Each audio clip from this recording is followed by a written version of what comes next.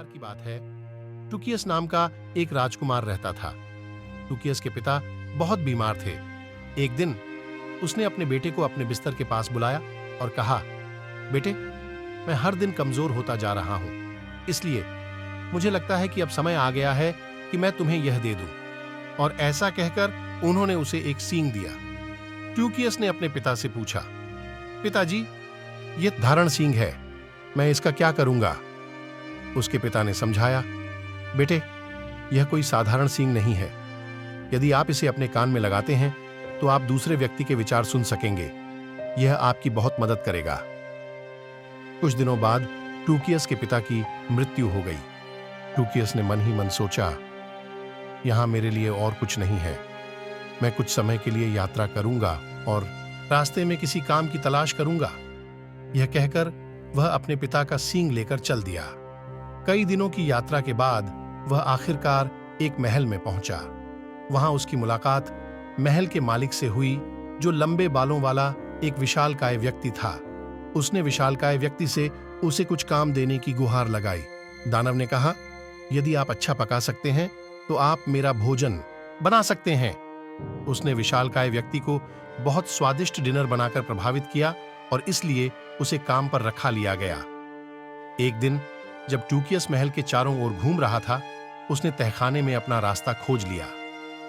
जैसे ही वह करीब आया, उसने किसी के रोने की आवाज सुनी। उसने तहखाने की तलाशी ली और उसे एक खंबे से बंधी एक सुंदर लड़की मिली। तुम कौन हो? तुम इस तरह क्यों बंधी हुई हो? टुकियस ने लड़की से पूछा। उसने उत्तर दिया, मेरा नाम चक्कली है और मैं इस खूबसूरत राज्य की राजकुमारी हूं। दानव ने मेरे पिता राजा को मार डाला और फिर मुझे बंदी बना लिया। कृपया मेरी मदद करें। उसे राजकुमारी के लिए खेद हुआ, लेकिन उसने स्वीकार किया। मैं क्या कर सकता हूं? मैं सिर्फ एक साधारण आदमी हूं और वह एक विशालकाय व्यक्ति है। मैं उस पर कैसे हावी हो सकता हूं? टुकियस बहुत दुखी था क्योंकि उसे राजकुमारी की मदद करने का कोई रास्ता नहीं मिल रहा था। एक दिन उसने फैसला किया, मेरे पास खोने के लिए कुछ नहीं है। मुझे पिता के सींग का उपयोग करना चाहिए और दाखता हूं कि क्या मैं दानव के विचारों को सुन सकता हूं।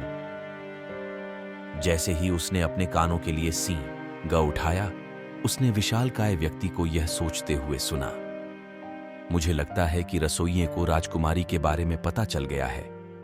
कल मैं उसे नाश्ते में खाऊंगा। तब तक मुझे यह सुनिश्चित करना होगा कि वह नहीं जानता कि मेरी ताकत का राज मेरे बाल हैं। टुकियस को यह जानकर प्रसन्नता हुई कि विशालकाय व्यक्ति अपने लंबे बालों के बिना उसका कुछ नहीं बिगाड़ डाच पाएगा। इसलिए उस रात वह विशालकाय व्यक्ति के बेडरूम में घुस गया और सोते समय उसने बाल काट दिए।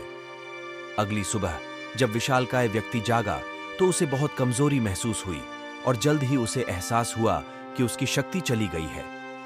यह जानते हुए कि टुकियस अब उसे आसानी से हरा सकेगा, कमजोर विशालकाय व्यक्ति ने अपना सामान इकट्ठा किया और महल से भाग गया। जैसे ही टुकियस को पता चला कि दानव भाग गया है, वह भागकर तहखाने में गया और राजकुमारी को मुक्त कर दिया। अंत में विशालकाय व्यक्ति का अभिशाप हटा लिया गया और वो जगह एक शानदार महल में बदल गई। जल्द ही टुकियस ने राजकुमारी से विवाह किया और उस राज्य का राजा बन गया।